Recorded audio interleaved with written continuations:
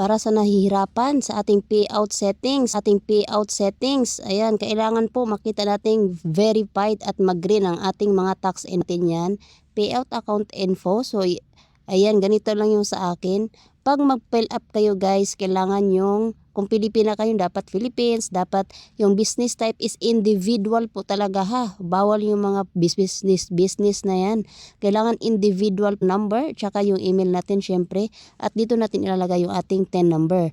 Yun yung sinasabi ko, wala akong TIN number, kaya ang ikama number ang aking ginamit. At pagkatapos dyan, update mo lang yan. Ito yung ating mga pangalan guys. Okay, tingnan natin siya. Dito sa ating information, lagay natin yung ating legal first name, yung mga middle name, yan, fill up natin siya ng maayos. Kailangan po talaga ay maingat sa pag-fill up, okay? Para hindi tayo mabukulan for the future.